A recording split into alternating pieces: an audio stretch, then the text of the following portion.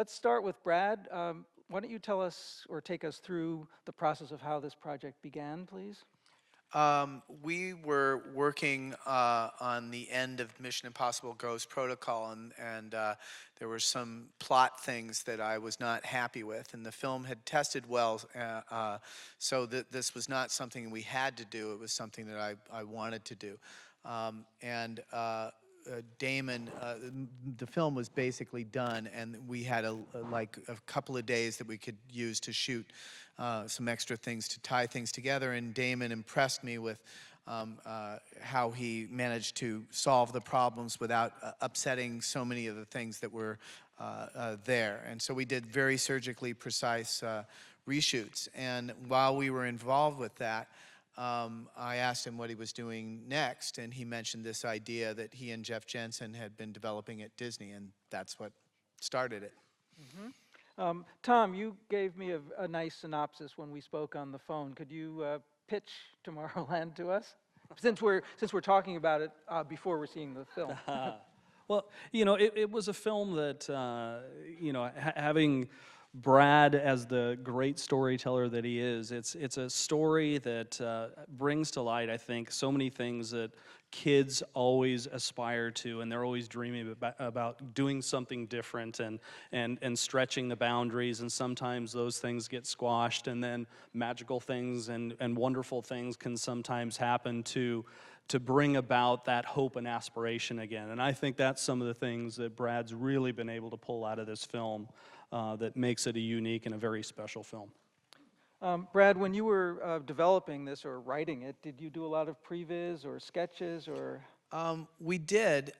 Some of them were useful, and some of them got completely upset the minute that, I mean, if you choreograph a fight scene in previs and then you bring on a stunt guy who has a whole bunch of new ideas, you can't just, you don't want to say, no, that's not the way it is in previs. You want to say, oh, that's cool, and then, but we made the mistake of not redoing the previs, and so he had shown me some things that he shot on his iPhone, kind of like that guy right there, and it's laying down horizontally in the front row there.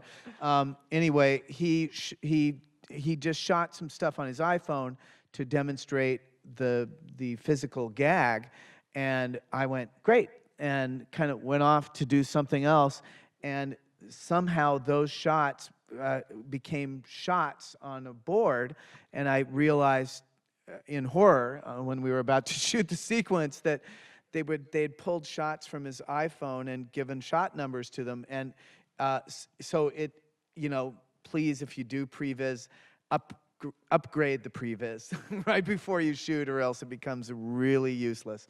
So we had to kind of then come back and really quickly rejigger things. Mm-hmm. So we did do previs, but we had to do a lot of things on the fly on Mission Impossible, and they worked out. So I think it's good when you have this level of talent, you can also react on the fly and do it professionally if you all stay in good conversation with each other. Great. So this is a question probably for the three of you gentlemen. It's sort of like the Mickey Rooney, let's make a film. Let's. Your Mission Impossible, correct me if I'm wrong, used almost every camera known to man on film. We didn't intend it to be that way, but it wound up being that way. Brad just likes to push the boundaries sometimes, right. And he enjoys to watch some of us squirm. So how did you find, or why did you get this guy who's a real digital guy? Well, I don't know. I liked his white hair. It reminds me of Gandalf, and it just, you know, I thought, he's a wizard. Yeah. No, Claudio, besides, you know, loving the work that I'd seen that he's done on both Benjamin Button and Life of Pi, where he was kind of having to cross into the digital realm and still make it feel organic and all of a piece. He also was a film agnostic. He felt like film is great, digital is great. They're great in different ways. They have strengths and weaknesses that are different, but both are great. And when we first undertook this film, he shot a very elaborate test where we used 7 different cameras on a rig, and we tested it all because we wanted to know if it's coming out of a 4K pipe, what is the difference? And we shot in IMAX, and we shot in 8 perf 70 millimeter, 5 perf 70 millimeter. We shot on the Red, we shot on Alexa, and we shot on the Sony F65. And when we put it out through the 4K end thing, which we had to kind of kludge together for some reason, the F65 looked as robust as the 70 millimeter stuff. And that's what swayed me, is the 70 millimeter stuff was beautiful, but the IMAX camera, which I'd used on Mission Impossible, is an amazing, it produces amazing images, but it's like a lawnmower. It's loud, and we had some very delicate scenes at the end of this movie, and when I thought of putting that next to an actress's head, and going, okay, now do delicate emotions, I thought this is not going to work. So I was very relieved when the F65 produced such rich and detailed images. It made me, because it's nice and quiet too. Yeah. So if you'll just forgive me for asking a couple of geeky questions. So Claudio, can you talk a little bit about doing this test? Because I've seen pictures with all the strings and circles and arrows.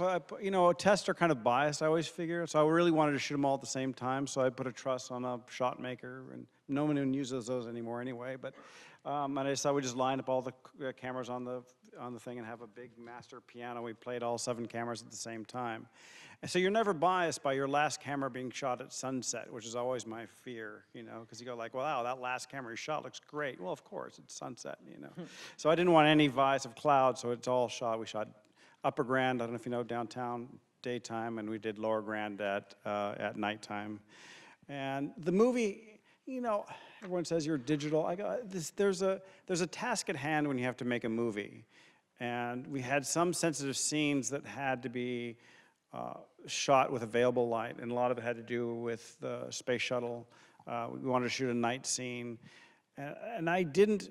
And if I had to shoot with a little bit more at NASA, if I needed more stop, I would have to bring lights from behind and make it look heroic. And it wasn't about the launch pad being heroic. It was about it being disassembled a little bit. So it's a little bit more of a sad state. So it allowed us to use natural light for that scene, and I thought that was very valuable to me for that. And also we were doing a lot of interactive light and just the nature of this. So a lot of it, the camera, I feel, is a camera for a movie. I just feel like, and it could be anything. I mean, it could be, some people shoot a GoPro because it's easy, they need to get, and some people could shoot IMAX, and because it's, they're all great, and they're all great tools. And I strongly suggest everyone, when they do a test, that really know, without labels, what movie are you making, and I think that's important. Yeah, and there are a lot of great cameras, and we're fans of a lot of. I think the Panaflex is a beautiful camera. I think the Alexa is a really great camera. So it's not that, but we, and when we did this, we knew what we were setting out to do, and we knew what kind of images that we wanted to come out of the other end of the pipe, and the F65 looked really great. Yeah. Was this like a blind taste test where you didn't know what camera it was, and you were screening and you said? We did go blind. A lot of tests. We took labels off, and it was labels off test. Interesting. Maybe a question for Tom. Correct me if I'm wrong. This is one of the first movies done pretty heavily 4K VFX throughout. Can you tell us about that? That was one of the fun challenges that we were presented, is that we wanted to do a 4K finish on the movie. And so, with the F65, it allowed us to get these really beautiful, robust images. And then you turn it over to the visual effects company to start doing the work. And, you have to remember that any time you go from 2 to 4K, it's exponential, so you're doubling everything. And you can just imagine the amount of data that is being stored, and the roto is different, the compositing is different, the way you build the assets are different, And so we were very clever about how we were able to do the 4K, and we had to also be, cost conscious. And so we kind of broke it down into 3 categories, how we did the 4K. All the big, beautiful, wide, slow-moving camera shots, we did everything in 4K. Rendering, roto, using the 4K plate. Some of the shots that were not quite as, static, we would use 4K elements in or 2K elements in the 4K plate. And then there were a number of shots where the camera's moving around fast or it was night that we were able to take those 2K images and up-res them to 4K, and it blends in seamlessly. But the 4K really allowed us to get the detail in the visual effects that was really striking, and especially to do the Dolby EDR, the extended dynamic range, it really allowed us to highlight all that specific little teeny detail in the visual effects that you normally don't get to see. The detail is there when we create the effects, but through projection, you lose a lot of it. And now with, Dolby EDR and also IMAX 4K laser, it's amazing how you can retain that detail. Yeah, I mean, there's resolution, and then there's perceived resolution. And I think sometimes people get too obsessed with the numbers and aren't looking what's on the screen. And we were very cognizant of only going through the effort if it paid off on the screen. And if your camera is bouncing all over the place, you literally can't tell the difference between 4K and 2K because it's all jerky blur. So that's a bad spend if you're spending money on 4K for that shot. But on the shots where you're taking in an expanse or the image is very detailed, it's absolutely worth doing. And it pays off exponentially the bigger your screen gets. Let's talk a little bit about the look and how you guys, discussed the look, established the look, the style of the movie, and how... I think to backtrack to talk about that, we have to reconnect with story. And the story came out of discussions that I had with Damon where we were saying how we perceived the future as kids. When we were young, the future was generally, with my parents' generation and just in the zeitgeist, it was discussed as being better than today. We were going to solve the problems of war, we were going to solve the problems of overpopulation and all the things that were plaguing us. And the world was in many ways just as screwed up as it is now. It wasn't like all problems were gone then. There were just as many problems, just as many wars. The Cold War was on, etc. But our view of the future was very optimistic. And we noticed that somewhere along the line, that changed. And nowadays, it's common, very common, to think that the future is going to be worse.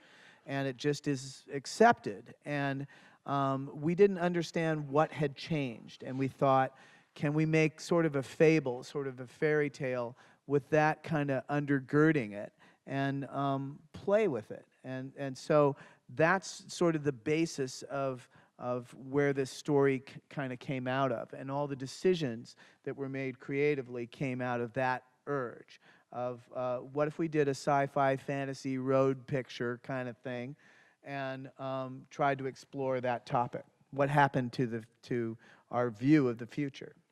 And talk a little bit about this influence of the World's Fair, 64 World's Fair, because I grew up in that neighborhood as a kid. So. Right. Well, that was part of the thing is we realized that World's Fairs used to be kind of Olympics of ideas, that people would bring their best and their brightest from countries all over the world, and they inevitably would talk about the future and try to demonstrate their ideas about it.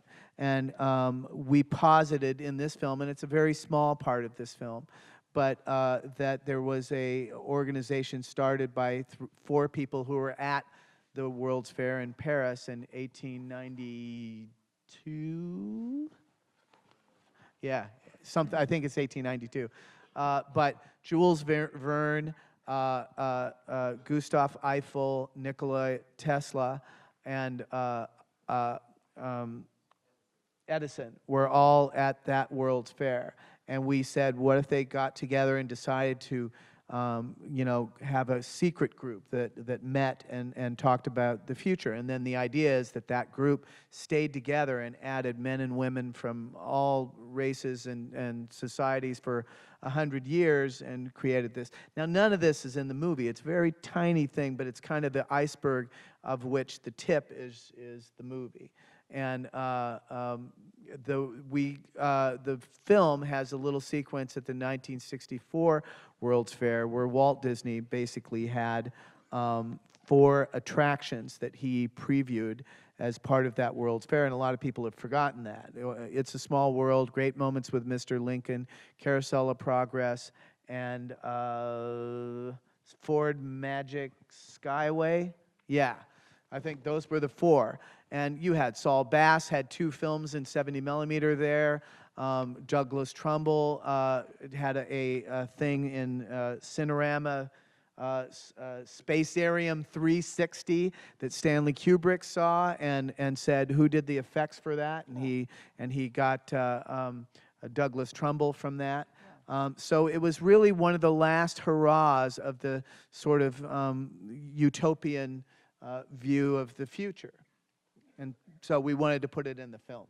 Well, now we have Cinegear, so yeah. There you go. So we don't need World's Fairs anymore. No, right? We it's have all this. here. Right, it's here.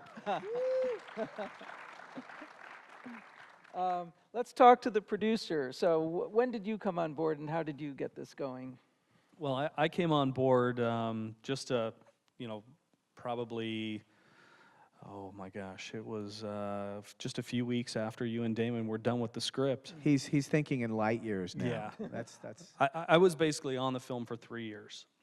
And so for me, it was really fun to be able to see the movie from the very, very beginning and sitting down with Brad and Damon and Jeffrey Chernoff, our other producer, and really kind of brainstorming and figuring out how we're going to put those images that he had up on the screen. And then we were fortunate to get Claudio to join us, and then the team was starting to form. And that's the unique thing about making movies is you get to come together with this new family and create this imagery, this magic through a piece of written paper, and we get to go and put it up on the screen. It's always a lot of fun. And Stefan, when did you start on this? I'm the finishing You're colorist. the finishing so- guy. Yeah, But so. did you get involved in any of the discussions on looks in advance or something like that? Yeah, Brad and I worked together on Mission Impossible, and I've known Claudio for years and working with David Fincher. And so I'm the finishing colorist on the show. So I worked with Claudio to set looks pretty early on when he first started testing with the camera. And then as the movie progresses, basically I'm coloring the movie when it's all finished, getting cut together.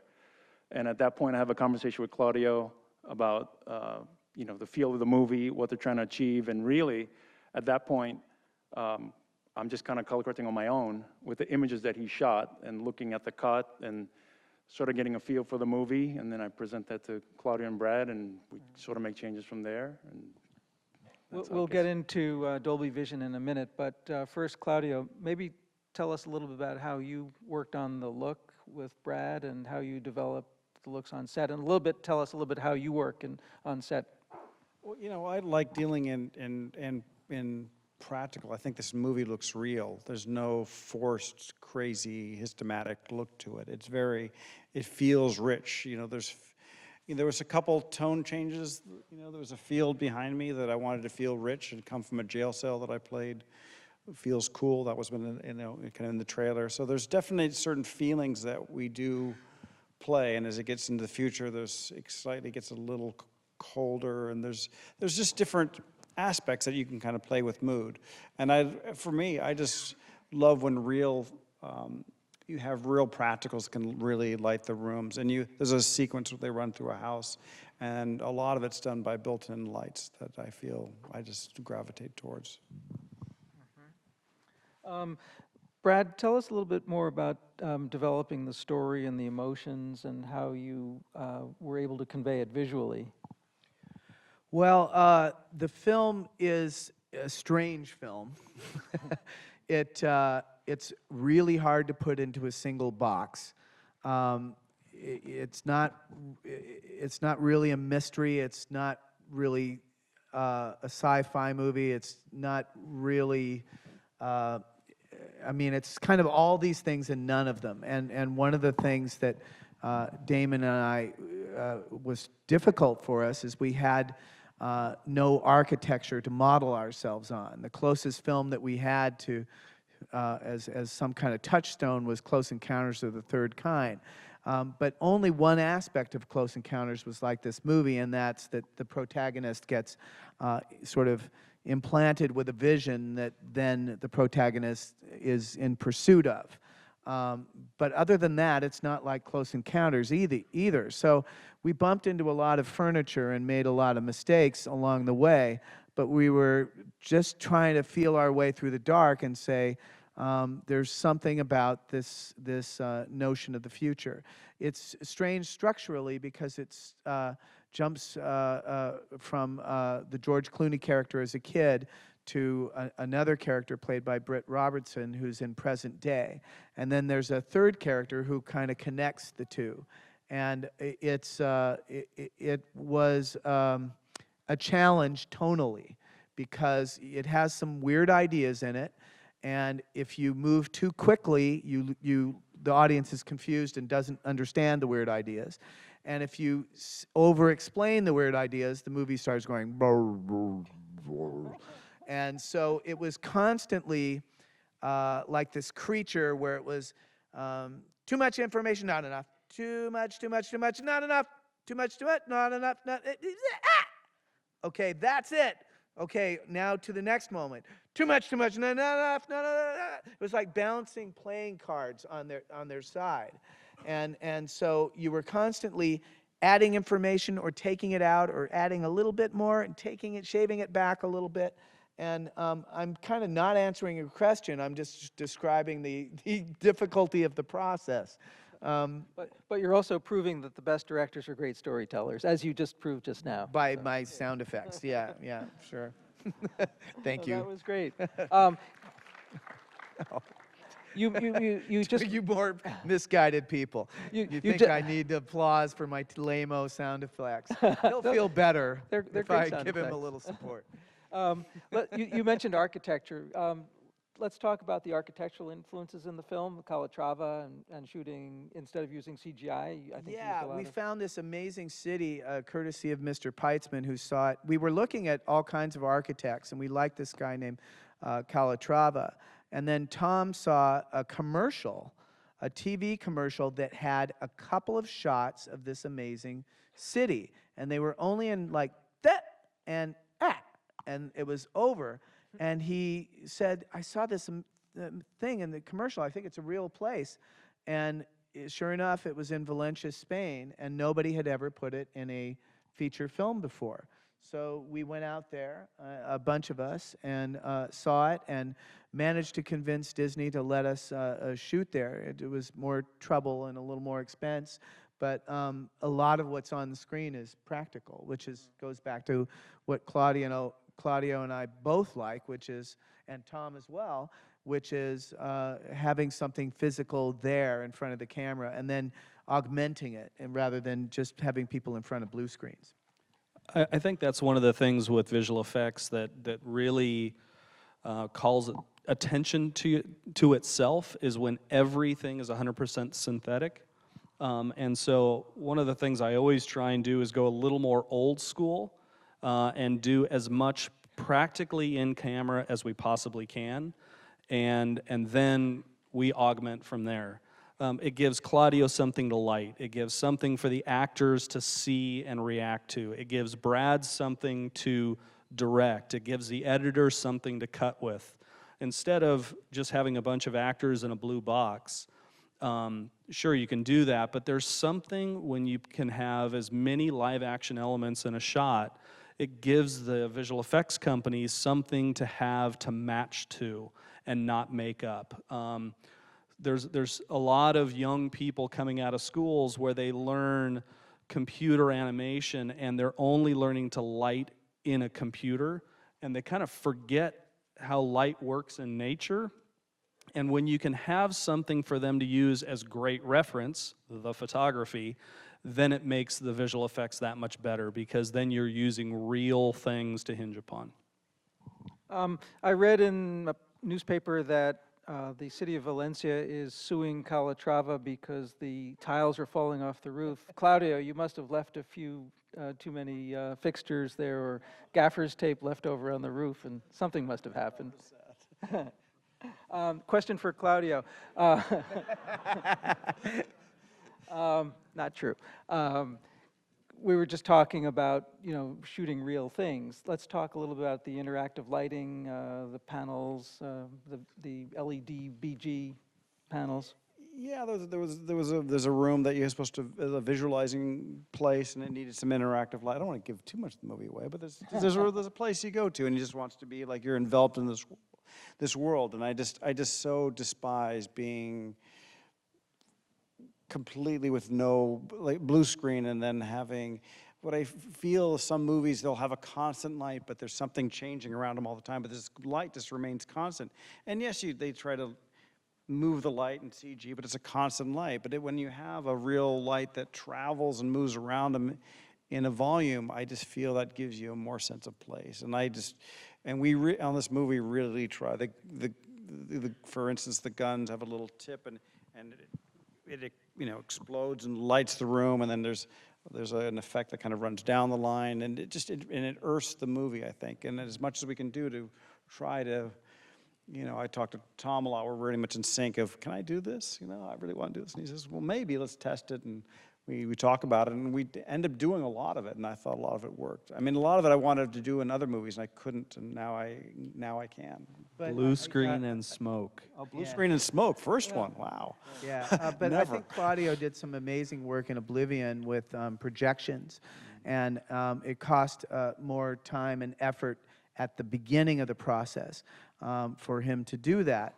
But it saved a ton of money in effects later, because they had real reflections, and it was projections on the set, but it was light actually bouncing off glass. And what's cool about what Claudio and other brilliant cinematographers like Lubetsky, Chivo, who works with Cuarón and has won the Oscar as well, is that they, even if they're doing effects, they're trying to create lighting rigs that constantly honor whatever the effects are going to add. So they're moving the light around and using real light to interact and connect with light that they're going to add later.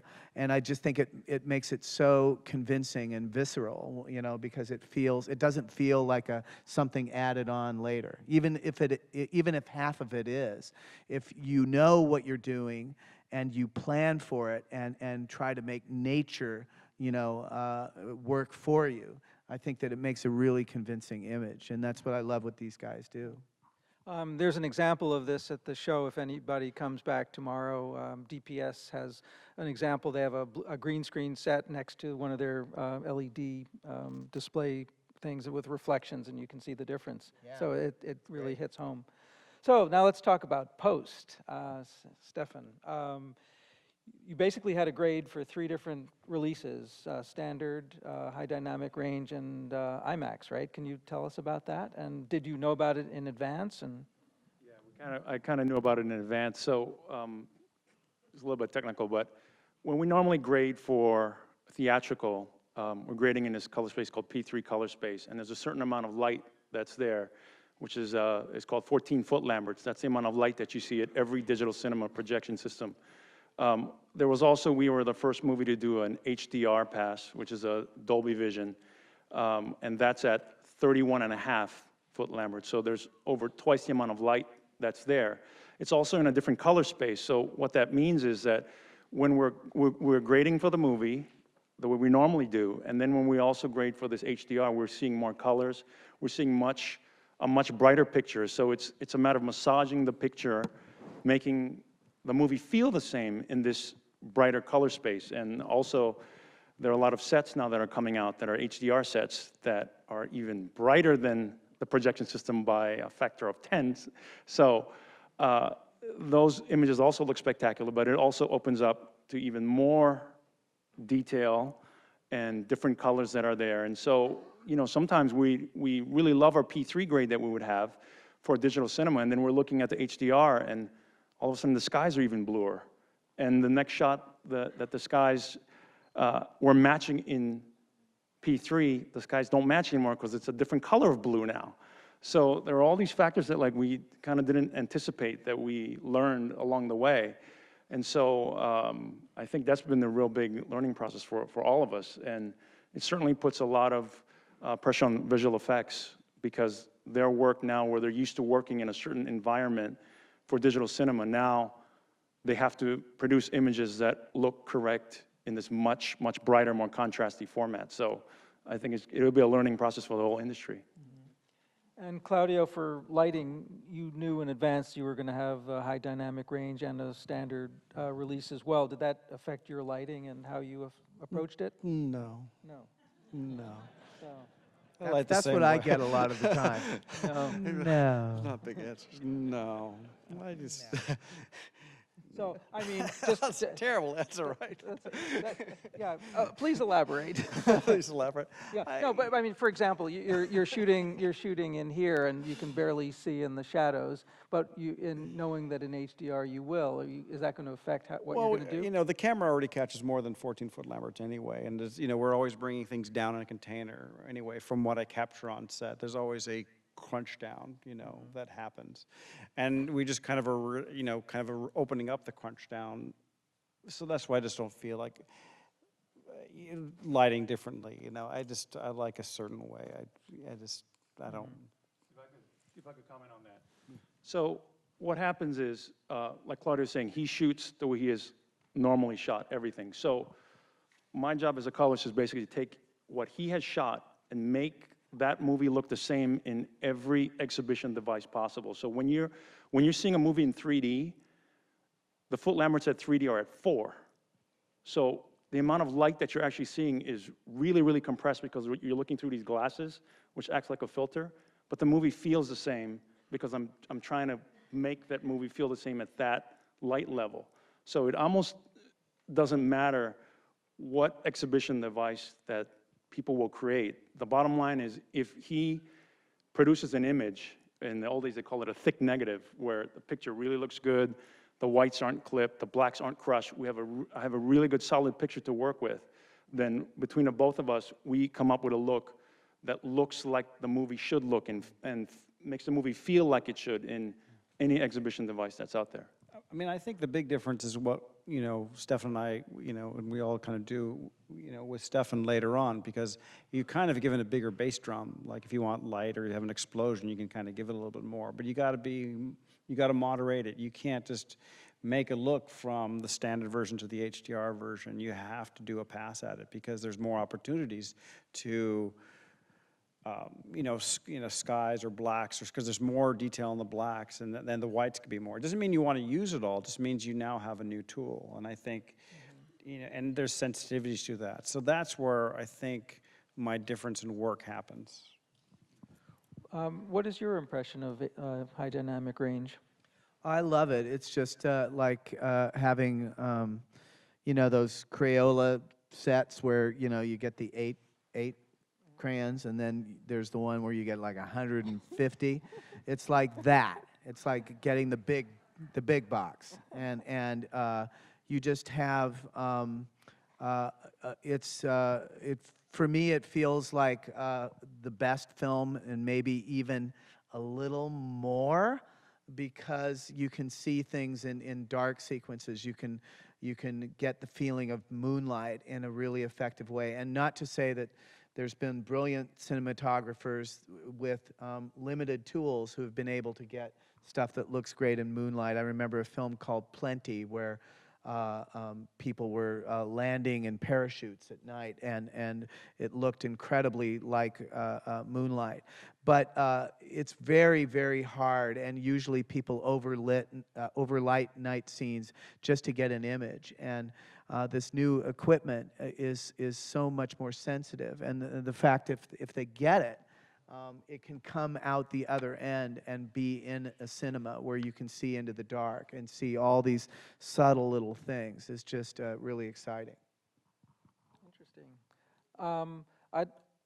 Stefan, in terms of the grading, did you have a Dolby Vision projection system in your grading suite? Yes, yeah. We had a Dolby Vision projector, so we had one projector in there, and for the future, if there's a 3D movie, there's 2 projectors there. And were you gentlemen in for all 3 different grades, or did you do you were, right? He was. I saw things later, but these guys did the, heavy lifting. How long did it take for the grading? God, what, month? Yeah, I think so. A month? Just between all of them. I mean, we start off with the P3 first, because that's basically going to be seen in 99% of the theaters out there. And then from that grade and the decisions that Brad made with Claudio, we take that and I sort of massage those images into the HDR space. And, that took a little while also. One of the things I think that was unique about the grade on this project was we were kind of in a different situation than you normally are with visual effects. We had every hole filled in the movie before we started grading the movie. And normally, you're watching reel 1 and there are 37 holes and you'll get to that and it'll say media offline. And so you're grading up to that point. You then have to kind of go beyond that and then grade the rest of it, and then you wait for the visual effects to get inserted as they're being finished. And I think luckily that we had the time working with Brad and Claudio and Stefan and getting the visual effects done on the earlier side allowed these guys really the flexibility to grade entire reels, entire scenes without having to imagine what was to come. And it really sped the process up a lot. We were, I remember we were planning 3 weeks to have Stefan and Claudio up at Skywalker with Brad and I working on the grade, and after about a week and a half, we're all looking at each other going, okay, we're kind of done. So we were able to speed things up a lot by kind of creating a visual effects schedule that helped with that. I mean, that helped tremendously. I mean, I've done a movie that took 3 months comparatively, and that's and waiting for holes, and that was the problem, and and it was so many blanks in it, and then so it was just, I was going, wow, why is it so fast? I said, well, it's all there, I don't have to wait for another scene to kind of, okay, we put this on hold. So that's what really sped it up, and I thought, wow, that was just amazing to have, it was perfect. So bouncing around from post-production back to pre-production, how much time did you spend prepping, scouting, discussing, agonizing? A disproportionate amount of time agonizing, I think.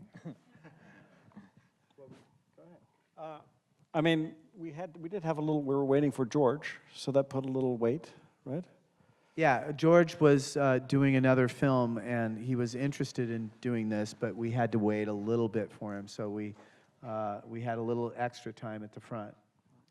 But what was good about that time, instead of, which usually happens when you have to delay for 4 months, the studio says, okay guys, what we're gonna do is we're gonna send everybody home, and then 4 months later we're gonna kind of reboot and get going again. We were able to keep a small team together, and we utilized the time to do previs and storyboarding, and also production design. I mean, one of the unique challenges about this project was creating a city that isn't there. And so we needed all the time that we could get. And, it was something that was a daily review session with Scott Chambliss, our production designer, and our previs teams that were being done, through the company Halon. And then we had a team of storyboard artists that were working with us. And the great thing is that Brad's very hands-on when it comes to those processes, and having him there during that time and focus time where he's not being pulled away in 50 directions is great, and it allowed us to really realize so many of these scenes early And so that way we were able to plan things out very methodically. And I think that it really helped once we got to physical production. We're going to see this in an aspect ratio of 2.2 to 1. Can you talk about that?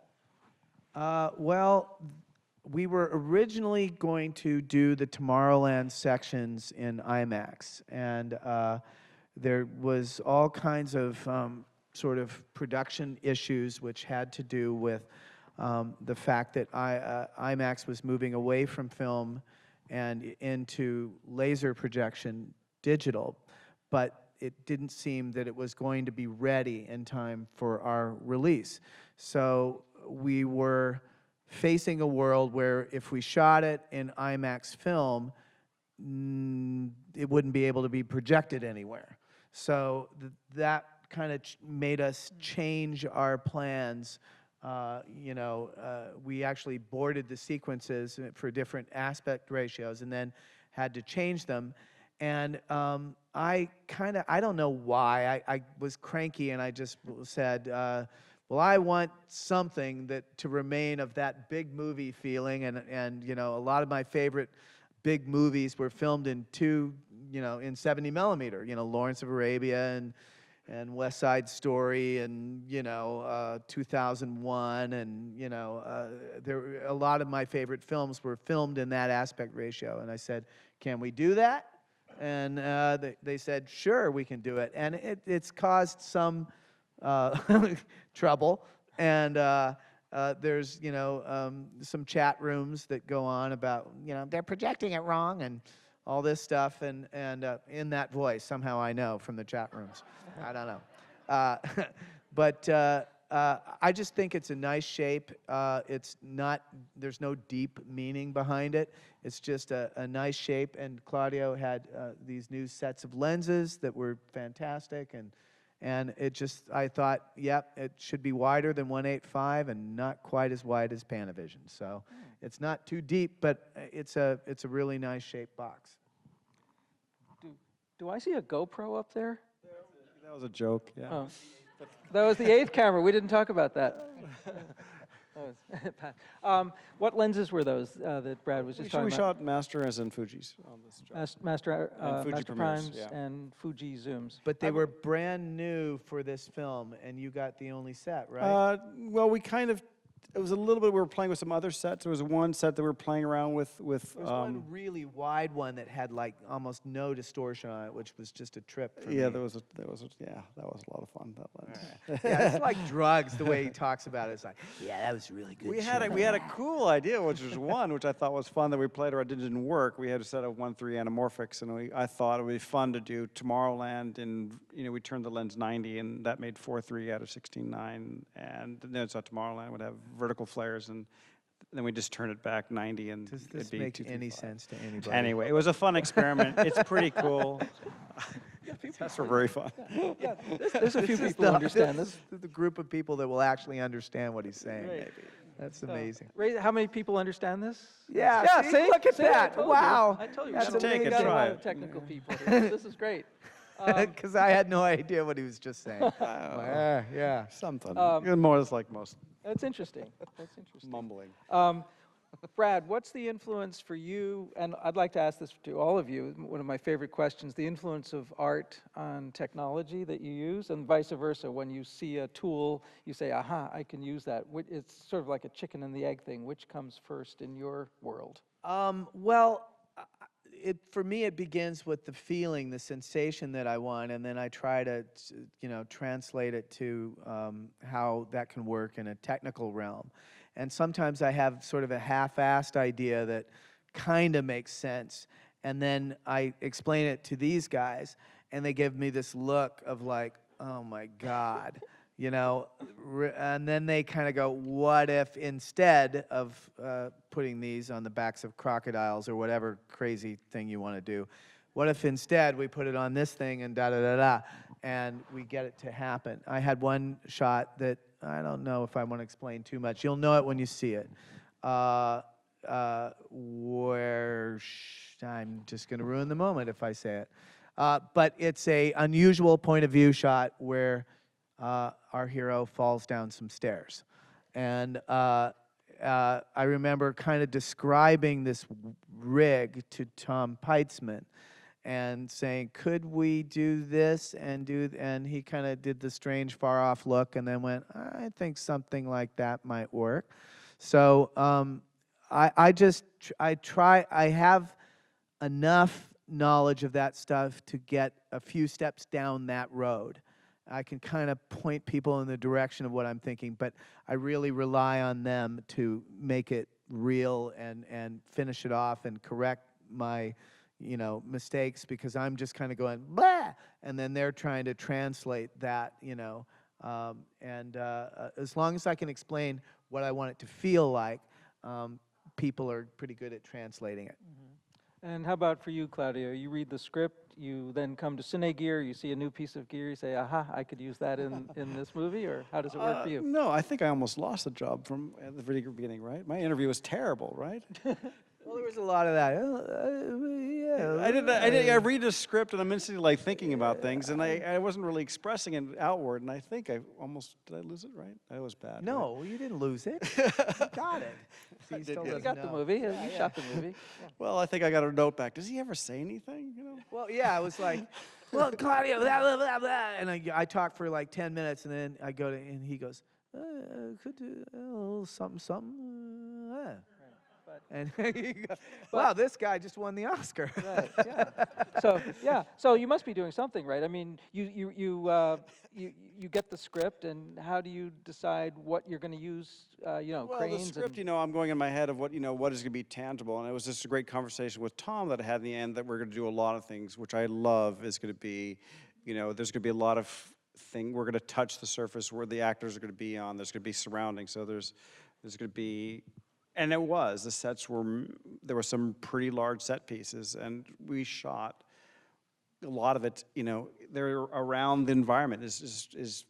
I don't know, when I hear those, I love that, and you worry about when you see these fantastical drawings and how you're going to integrate that in the set.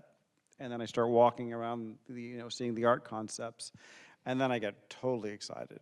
And you're really great about, like, observing the physical world and where's the sun going to be at that moment of that year, and how will that affect how it's on the set. And there were some times where we went back and did some inserts on things where we were not there and we can't go back, and Claudio would light in a way that was indistinguishable from the original footage. And he just looks at light in a way that really is amazing, because he seems to have it, imprinted on his brain and can reproduce it in different environments in a way that's seamless. It's photographic memory about light, and it's really kind of stunning. Great, can't wait to see it. Thanks. You bet.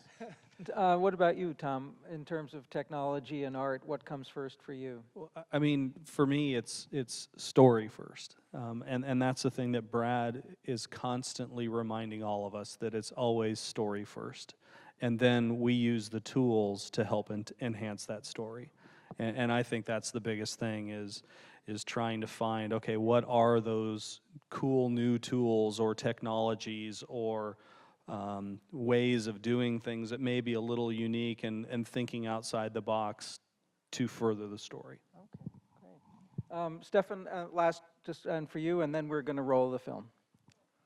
So for me, I'm always with,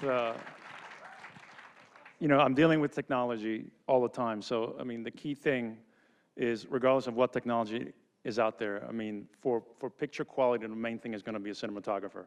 I mean, if you have a good cinematographer and your pictures are beautiful and it has the feel of what you're trying to achieve. I color correct movies without any sound. So when I get handed a movie, I color correct the whole thing without listening to anything, just like a silent movie. I should be able to tell whether the scene should be anxiety-ridden or happy or sad or make you scared from his lighting that he's doing. So I color correct without any sound. I get a feel for it, and I present it to them. And in this case, we're all in sync, so it goes by really quickly. Typically, if we're not in sync, the movie is probably not that great because my instincts are wrong from just looking at it without sound. And with sound, it enhances it, and with color, it just enhances the movie. Great. Well, let's see the film with sound and color, and hope you enjoy it. Thank Thank you you. all. Thank you very much.